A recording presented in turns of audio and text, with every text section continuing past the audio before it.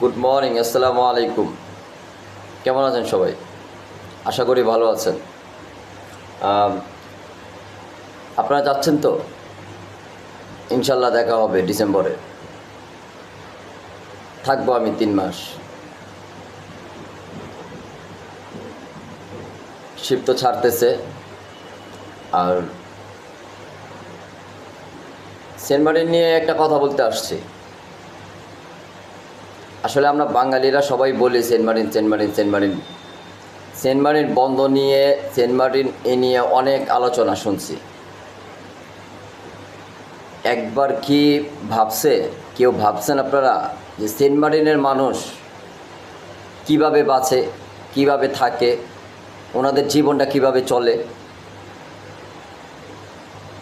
এই জিনিসটা কিন্তু কেউ ভাবেন নাই। সেন্ট মার্টিনে বসবাস করাটা অনেক কষ্ট।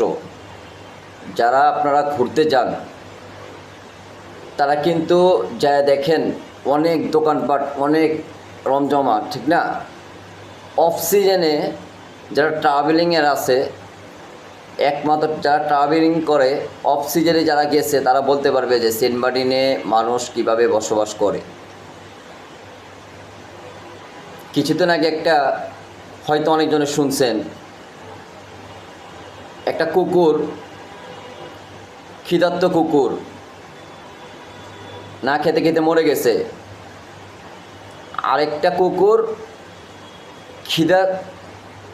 খিদাতে খাওয়ার না পেয়ে ওই মরা কুকুরকে খাচ্ছে। এটা কি আমাদের বাংলাদেশের চিত্র?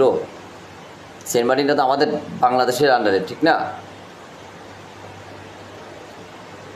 সেন্ট মার্টিন যতদিন খোলা থাকে, সেন্ট মার্টিনের মানুষ আসলে কিছু আয় রুজি করে খেতে পারে।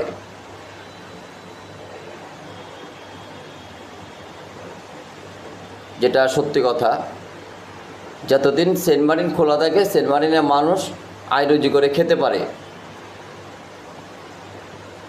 আর না হলে তাদের আয় করাটা অনেক কষ্ট, তাদের জীবনটা অনেক কষ্ট। সেন্ট মার্টিন নিয়ে সামনে একটা গল্প থাকবে, একটা ভিডিও আনতেছি ইনশাল্লাহ। আপনাদেরকে দেখতে পারবেন যে সেন্ট মার্টিনের মানুষ আসলে কিভাবে বসবাস করে, কিভাবে তাদের জীবন কাহিনী নিয়ে আমি একটা গল্প আসতেছে। সাথে থাকবেন আমার এই পেজে। যারা ইউটিউবে এখনও সাবস্ক্রাইব করেননি, করে নেবেন।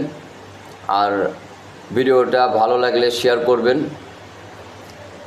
ফুল ভিডিও আসবে ইউটিউবে সেন্ট মার্টিন নিয়ে। সেন্ট মার্টিনের মানুষের যা চলাফেরা নিয়ে, সেন্ট মার্টিনের মানুষ বসবাস নিয়ে আমি একটা ভিডিও আনতেছি।